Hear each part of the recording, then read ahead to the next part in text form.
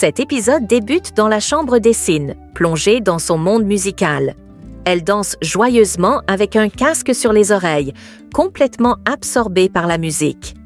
Tout à coup, la porte s'ouvre et sa mère, Arsu, entre doucement. En la voyant, Arsu lui demande si elle s'est rendue à son rendez-vous comme prévu. Essine retire son casque, visiblement un peu agacée, et répond que oui, elle y est allée. Elle lui reproche de ne pas l'avoir accompagnée si elle était aussi inquiète pour elle. Arsu, un peu touchée, lui explique qu'elle s'en fait beaucoup pour elle et que, dans sa vie, rien n'est plus précieux qu'elle. Pour se justifier, Arsu ajoute qu'elle était allée acheter un cadeau d'anniversaire pour le père d'Essine, ce qui lui a pris du temps. Essine soupire, puis lui dit que ce n'est pas grave, car ce n'était rien d'important ou de dangereux. Pendant ce temps, au restaurant, Serda rejoint Denise pour la féliciter de son excellent travail. En guise de remerciement, il lui offre une boisson. Il en profite pour l'inviter à la cérémonie d'ouverture officielle du nouveau restaurant. Denise, un peu hésitante, lui répond qu'elle verra si elle pourra venir. Serda tente de la convaincre en lui proposant d'aller manger un morceau ensemble, mais Denise refuse poliment, promettant qu'ils iront une autre fois. À ce moment-là, Djinar entre dans le restaurant et s'approche d'eux.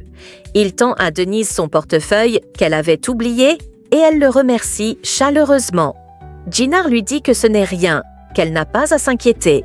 Serda propose qu'ils aillent tous les trois manger ensemble, mais Djinar précise que la décision revient à Denise. Celle-ci décline l'invitation en expliquant qu'elle doit rentrer vite chez elle, car sa mère est malade. Serda lui dit alors de ne surtout pas hésiter à le solliciter si elle a besoin de quoi que ce soit. De retour à la maison, Arsu entre dans le bureau de Femir. Elle s'approche de lui avec douceur pour s'assurer qu'il va bien. Elle a remarqué qu'il était de mauvaise humeur plus tôt et s'inquiète. Femir lui répond qu'il est juste un peu fatigué et Arsu lui conseille de bien se reposer, car sa santé est primordiale. Elle insiste en lui disant qu'il doit prendre soin de lui, malgré toutes les responsabilités qu'il porte sur ses épaules. Plus tard dans la nuit, Yalcin rentre à la maison. Sa femme, Arsu, l'attend dans le salon, les bras croisés. Elle lui demande avec agacement s'il a complètement perdu la notion du temps. Yalcin, visiblement fatigué, explique qu'il avait beaucoup de travail à terminer. Arsu lui rappelle qu'il a une famille à la maison, une femme et une fille qui comptent sur lui. Yalcin tente de se justifier en disant qu'il travaille justement pour elle, pour leur offrir une vie confortable. Mais Arsu n'est pas convaincue. Elle lui répond qu'il ne suffit pas d'acheter des cadeaux pour prouver son amour. Ce qu'elle attend de lui, c'est de la présence, de l'attention et du temps partagé. Son téléphone se met alors à sonner. Arsu lui demande qui l'appelle à cette heure. Yalcin dit que c'est encore le travail, puis ajoute qu'il aimerait passer plus de temps avec sa famille, mais qu'on ne le laisse jamais en paix. Pendant ce temps, chez Denise, l'ambiance est plus calme. Denise enlace tendrement sa mère Aïssel, inquiète pour sa santé. Elle lui demande comment elle se sent et Aïssel lui répond d'un faible sourire qu'elle va un peu mieux. Denise demande ensuite si leur père est rentré et Oiku lui répond que non, il n'est pas encore là. Aïssel demande alors à Oiku d'aller leur préparer du thé pour réconforter Denise. De son côté, Shefki se rend chez Turgu. Il est stressé et en colère. Il lui dit que sa dette ne fait qu'augmenter chaque jour, malgré ses efforts. Il rappelle à Turgu que c'est lui qui l'a mis dans cette situation et qu'il doit l'aider à en sortir.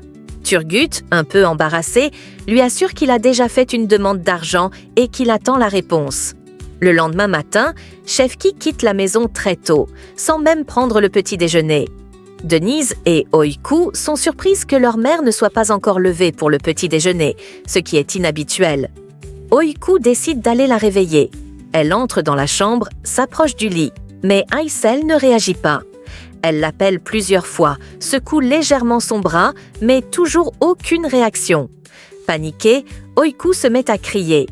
Denise accourt et tente à son tour de la réveiller, sans succès. La panique monte. Oiku compose aussitôt le numéro des urgences, puis appelle leur père, mais son téléphone ne passe pas.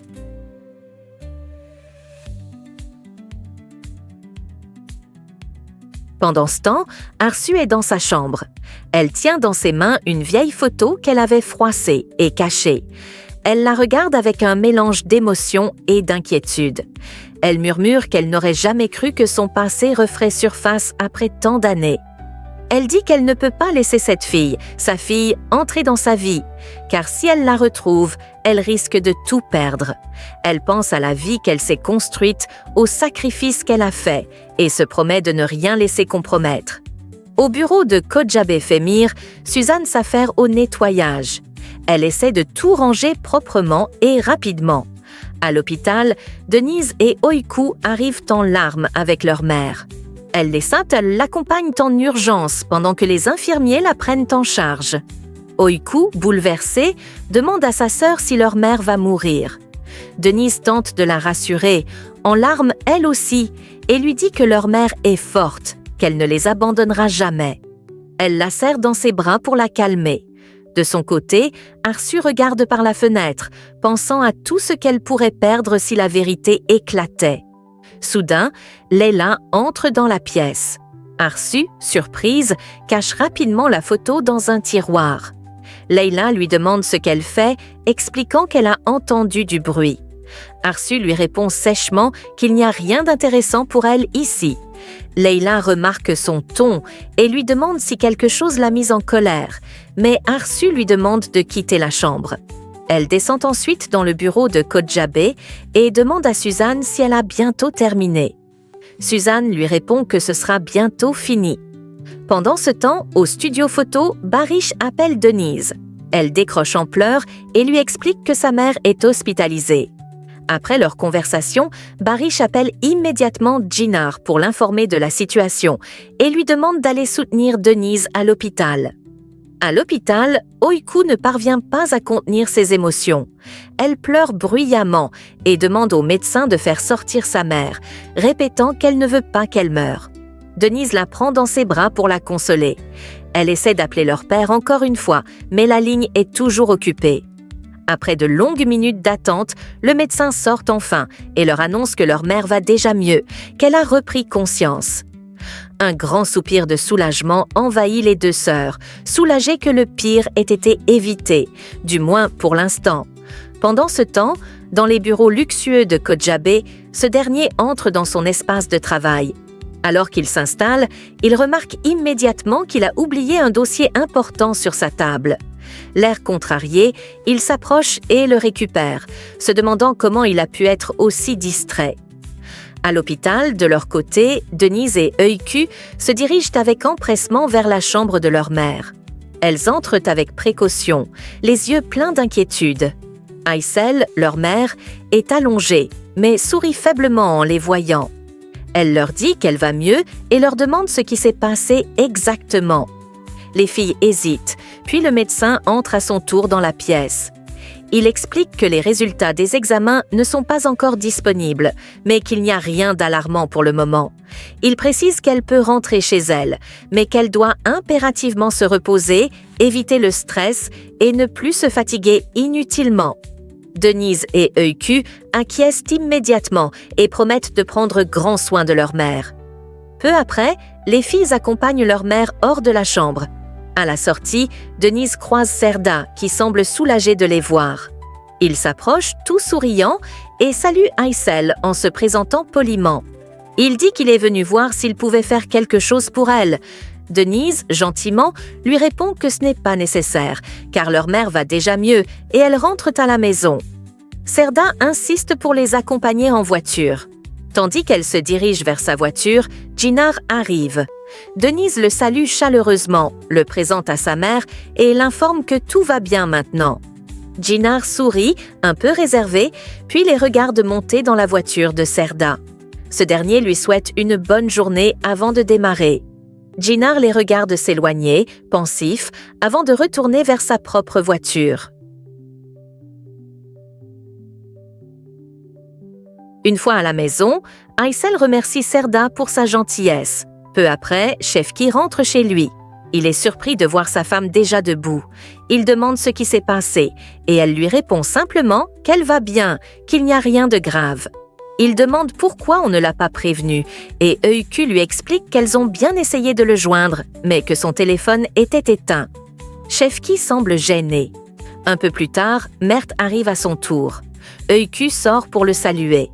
Elle lui dit qu'il n'était pas obligé de venir, mais il répond qu'il ne pouvait pas rester tranquille en sachant ce qu'il s'était passé.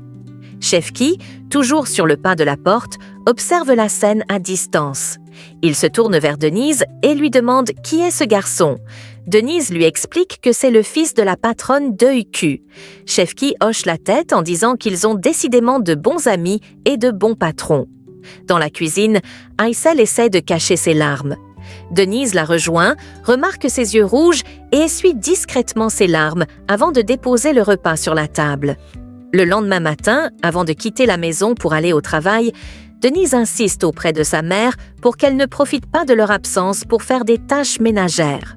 Shefki intervient et rassure ses filles en leur promettant qu'il s'occupera d'Aysel en leur absence. Pendant ce temps, Yalcin est dans le jardin avec sa femme Arsu. Cette dernière est pensive, l'air préoccupé. Yalcin, inquiet, lui demande si tout va bien et à quoi elle pense. Arsu lui répond franchement qu'il est un homme marié et que son comportement ces derniers temps ne lui plaît pas. Yalcin se défend en disant qu'il n'a jamais regardé une autre femme depuis leur mariage. Arsu lui coupe la parole pour lui dire que ce n'est pas ça le problème.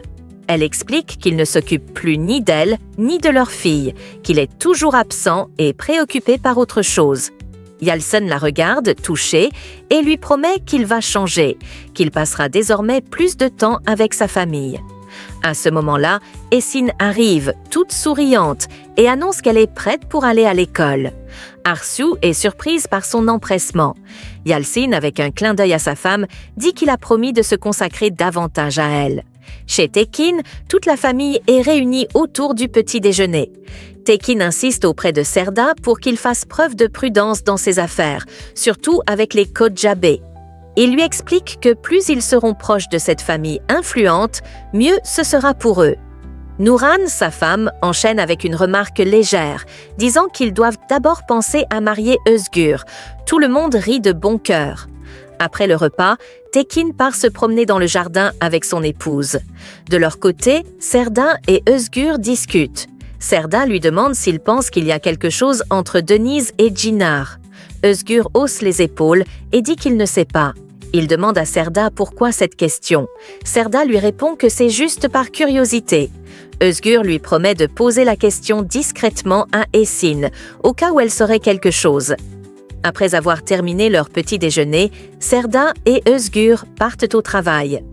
À la maison de couture, la tension est palpable.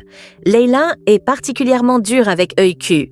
Elle lui dit que Sinem est au-dessus de tout le monde et qu'elle devrait s'en inspirer. Euku, vexée, lui demande si elle ne trouve pas qu'elle est un peu injuste avec elle. Leyla n'apprécie pas sa remarque et lui ordonne de ne plus jamais lui parler sur ce ton. Puis, elle la renvoie hors de son bureau. Au studio, Barış discute avec Çınar d'un nouveau projet. Il pense que Çınar et Denise pourraient gérer cette mission ensemble.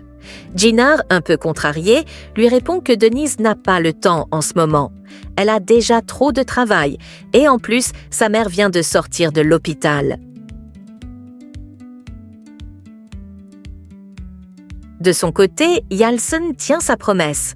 À la fin des cours, il va chercher sa fille à l'école. Esin est ravie de le voir. Elle le remercie 1000 fois et lui parle de son amour pour la musique. Elle explique qu'elle rêve de faire carrière dans ce domaine, mais qu'on la force à suivre une autre voie.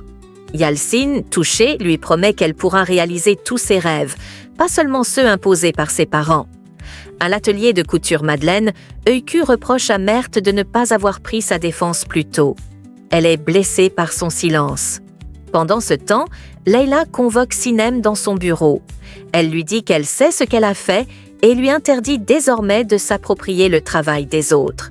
Sinem essaie de se défendre, mais Leyla, furieuse, lui ordonne de quitter son bureau immédiatement. À la maison, Aysel reçoit un appel de la secrétaire de son médecin. La voix est sérieuse. On lui annonce que le médecin souhaite la voir en urgence. Aysel se rend aussitôt au cabinet. Une fois sur place, le médecin lui annonce une terrible nouvelle. Elle souffre d'une tumeur au cerveau.